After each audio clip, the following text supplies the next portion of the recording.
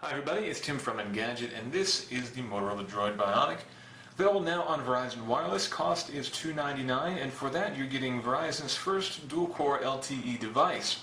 This is from Motorola, and it's got something of a resemblance to the Droid X2 when you flip it over. The Droid X2 is also a dual-core device, but that had an NVIDIA Tegra 2 processor. This is a TI OMAP processor, both running at 1 GHz and again, both dual-core. This is the first dual-core LTE device, and it's also Verizon's thinnest dual-core LTE device, but as you can see, it's not exactly a thin device. It's certainly thicker than the original X2, which started out thick and kind of tapered off very nicely. This one starts out thick and pretty much stays thick. On the left side here we have micro HDMI and micro USB for charging and for outputting video. On the bottom, nothing, but the microphone for picking up your voice is right there.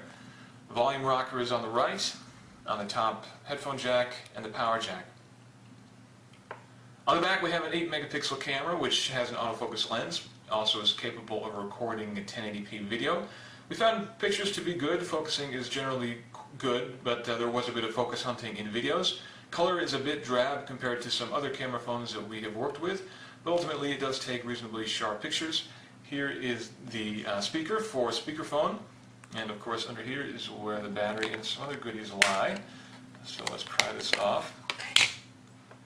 This is a 1700 mAh battery, which is the largest that Verizon has yet put in an LTE device. And that does help a bit with battery life, but ultimately it's only a little bit bigger than the batteries seen in other devices like the Charge. And so battery life is not significantly different. This is not a device you're going to be able to very easily go all day long with if you are a heavy power user doing a lot of streaming, a lot of video, a lot of music, and a lot of time on LTE. You may very well find yourself needing to swap into another battery before the day is through. Right here's a 16 gigabyte micro SD card.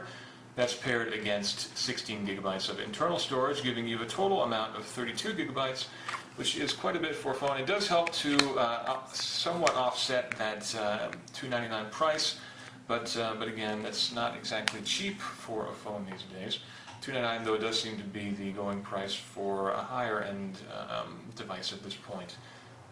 Now in terms of performance, we've been reasonably impressed by the device. Again, a 1 GHz chip is toward the top end of a modern smartphone these days, and it is indeed comparable to a device like the Photon 4G, which we recently reviewed.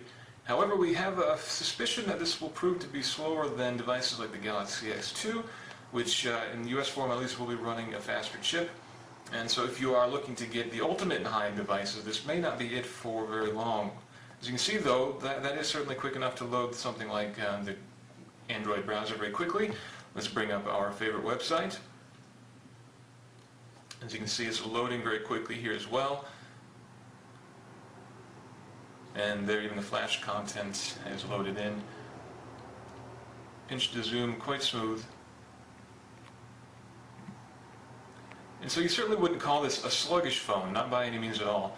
It's certainly quicker than something like the Droid Charge, which has a single core processor.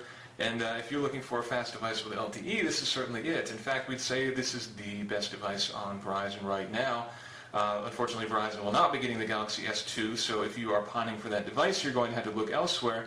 But this is certainly a good choice for someone who's been waiting around for a device that brings both LTE and a dual-core processor to the table, but just be prepared that you may still run into some battery issues, and you are still going to be dealing with a device that is a little bit chunky.